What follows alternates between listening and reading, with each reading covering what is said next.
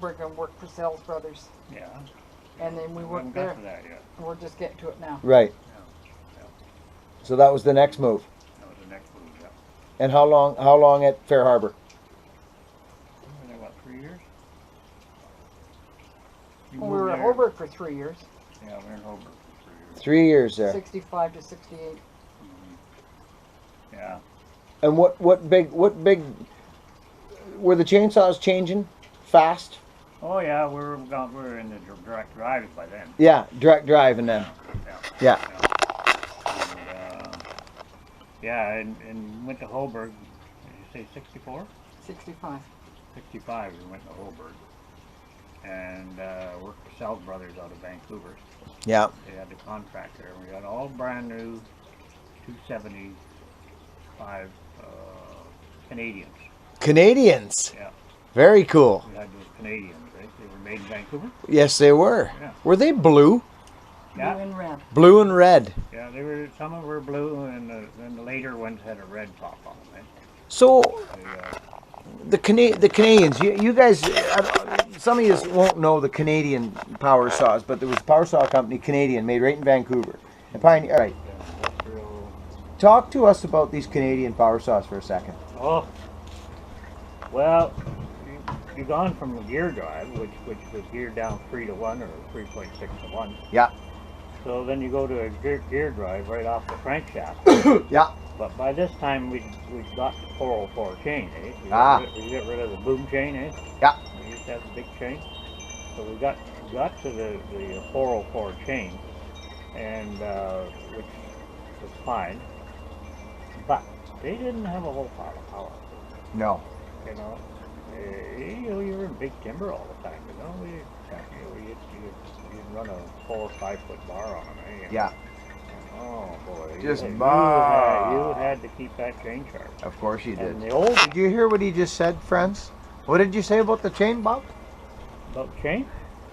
Well, the chain got better, eh? Yeah, but it had to be sharp It had to be sharp. as heck. Yeah. And the problem was a lot of these old timers. I mean, they were used to running a gear drive, which you could push on, you know. That's right. The chain was going slow, eh? You know. Well, they get to a direct drive, and if they couldn't file very good, they had a hell of a time. So I ended up usually filing chains at night, eh? Oh yeah. I file a chain for them. Yeah. Because they tell them, you know, you've got, if you're in big spruce trees, you know, stuff, and these things were just didn't have much power. Right? No, you had to be sharp. Oh, yeah. And you couldn't have your rakers down low and all this. Oh, they just stall. Exactly. Yeah. But once they got onto them, it was okay. Yeah. You know, there's a big change from gear drive. That was a huge change for people, wasn't it? Yeah. Yeah. And you know, McCulloch gear drive actually cut pretty good. Yeah, they did. Yeah, they had that big chain, you know, 9/16 pitch and stuff. And, Yeah. and, like what they use on those processors there now, right? That's right. Yeah, they're big. Trying to haul that around, on a chainsaw was pretty tough, eh? Yeah. But it worked. Yeah. You know? Interesting. Yeah. And so they worked there for a couple of years. And we moved out, what, in 60? April of 65, we moved back to Nanaimo. No. 68, I mean. 68. 68. And then that's when Yeah. kids started popping into I the already world. had 2 kids. Well, you had 2, and then, Oh, but, no, that's right. That's Yeah. right. Yeah, your kids would have been babies then. Yep. Yeah. Yeah. So now they're toting kids around Mm-hmm. and fixing power saws. Well, not really, And they because just opened the road. he ended up quitting power saws, Oh, that's right. and he Yeah. went handyman on the road crew because he could drive and work every piece of equipment on the claim. That's right. Yes. Yeah. So Bobby's not just a power saw skinner. No. Oh, no. Well, my dad was a logging truck driver, my real dad. That's right. And he broke me in on the logging truck. You know, I used to go down to Soup and he'd show me things, you know. I'd spend a day with him and stuff. And I do that in the summertime, eh? Yeah. Morning, Bob. Good morning! I love this. Good morning! Yes, good morning, Kathy. Morning, Kathy. We're fine. How are you? Hi, Kathy. We're going to have a break. We're going to come back and talk. We're in at about 1968 now. And I can't hear you. He's talking. I'm coming to visit you, but not today. Okay. We're going to Victoria. We'll take a Murray back home. Okay. Have a fun trip. this man and his wife, these people are true loggers. Beautiful day. He grew Yeah. up in a logging camp. Okay. See Some you of the stuff later. you can't hear, I know he's a quiet talker. Okay. Because Okay. he's probably deaf. But he did whatever he needed to do. He wasn't just, you know, he specialized in power saws, but he did whatever he needed to do. So he did back in the day. But the most important thing that he just said in this conversation to me is what we always talk about, is it's in the filing. It's all in the filing. You file. Bob, would you not say that you file your chain in accordance to what that motor's going to do for you? I mean, the wood, yes, but really, what can that motor do? Yeah. Is how you need to file that chain. Yeah, that's right. You know, it's sort of like a gear ratio in a truck. Yes, You know, you get the right gearing. You know, Yeah. the right speed. of it's the chain. exactly that, isn't it? Yeah. It's like a gear ratio. That's a good way to put it. Yeah. It's sort of Yeah. like that, you know. And we found out an awful lot of that about in the racing, when we started racing go-karts and stuff. Yeah, And the clutch, you know, they had a slipper clutch on That's them, right. And to get that clutch set right to the power of the engine, you know. yes. Yeah, gearing is so important. It's the same thing. You look at NASCAR, right? Same thing, yeah. You know, they have different gearing rear ends for each track. Yes, They actually run a different motor in each track. Yeah. You know, short track they run a little longer stroke engine. that's right. More Every power little in angle. corners. Yeah. So we're going to take a little break and we're going to pop back. There's just so much knowledge here and so much. It's a long story. We'll probably do part 1, part 2 is actually what I think we'll do. And there'll be quite a bit of editing. But I tell you, this is such a fun day to hear about this man's and his wife's history, you know, all here in the logging camps and all through Nanaimo and where he's from, up and down the island. And so we'll be back with you guys in a few minutes. Over and out. Is Thanks it? for sitting in. Montreal. That's a nice truck. Yeah, they put that on a railroad car, Hayes. and they say, HDX Hayes. Yeah. Expo, yeah, it's got a, Oh, and this is the same one, Bob. yeah. Yeah. It's taken a Northwest Bay dump. What a beautiful piece of rigging, eh? Isn't it nice? Oh, God. Those old trucks, you know, the Oh. whites and Yeah, the Pacifics, you know, yeah, they're just nothing like them. yeah. Another deal. Yeah, that was the best logging truck built.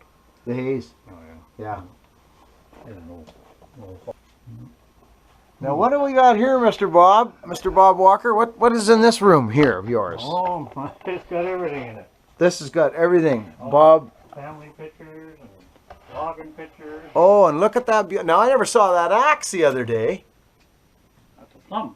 It's a plum. Brand new. That. Now, that is... Yeah, that was a plum. That a beautiful axe. It is a very nice looking axe. I like the emblem, too. Mm-hmm. That's a dandy. Look at that, folks. I don't see many of those around. Bread knot. That's a beauty, Bob, isn't it? Yeah, that's a real nice axe. Yeah. Oh, geez. Now look at this here. Now this power saw bar. Yeah. I've seen that picture. Yeah, that was in. Comox logging? No, it was the Lucky Logger.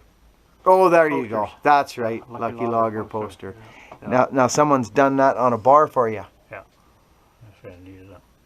That's pretty nice. Yeah, look at the big handsaw. I know. Look, that's holy. That almost looks like a 14-footer. Yeah, it does. Yeah. See, that's the peg style. The old peg. Yeah, peg and raker. Yeah. Yeah, peg and raker. Yeah. Holy, I love it. Well, not to this. I see what you mean, though. It looked like it. Yeah, you know. Yeah, it did. You're right. Yeah. You gotta watch Holly. She's on you. You gotta watch that Holly, boy. She'll get you. We got more stuff here in the Walker's house here. This is a trophy. We won the World Championship in 1993. 93 World Championship in Vancouver, yeah. for like a hot saw, Bob? Yeah. Hot saw. Racing saw. Racing saw. Yeah. Yeah, the Walkers won it in 93. And this was in Vancouver It was a Peony, yeah. at the P&E in 93. Now, what saw were you running? Mac or a Husky? 3120. 3120. Yeah. Yeah. The same one we run now. Same saw? Yep. Same piston? No. No. That's a cylinder off it. Oh, yeah. In the World Championship. Is it? I kept it, yeah. What a guy. He's just like me. See, it's got some Swedish money here. Kronens. Isn't that funny? So there's the cylinder right there out of the saw that won this trophy. And there's a picture of us. Oh, yeah. That's the operator, Ed Braun and Sabre. Geez, you look a little younger there, Yeah. old timer.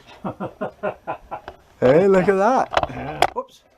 There you go. Yeah, that's a good shot. Oh, shaking hands there. There's him making a cut with it. Oh, yeah. Yeah, Like the 3120. That's a Mac, that one. Oh, okay, yeah, I See the couldn't. pipe sticking up? Oh, there it is there, yeah. Yeah. So 3120 is pretty good sauce. Yep. Yeah, they are. It's the only one I don't have a big 3120. I should probably add it into my repertoire at some point. Yeah. Eh? Throw the carburetor out so it runs more fuel and stuff. And Exactly. and that, Now there's a special hat. If anybody, hey everybody, remember that episode I did called Logging the Farm with Gruback, and I was talking about a yellow hard hat. Remember in the farm, it's called Logging the Farm. Well, look at this. Who else would have one? Of course, Mr. Bob Walker. There it is. These hats. If I was to find a hat like that, I don't know what I'd do. That is. I did find one, by the way. It's spectacular. 50s. It's got the swan on it. The goose. The goose. The goose. The old goose, yeah. Yeah, I don't know that's. where you got that from. Oh my God, I got it. There's a good. Yeah, this is, you see the article here? That's, when he died. He was Oh, this is. 65 years old. He died at 65. Los Angeles. Oh, look at that! You got the article. Yeah. Now this is Robert McCulloch. Well, he was the man. And he was 65 when he died. Funeral service will be held Tuesday for Robert McCulloch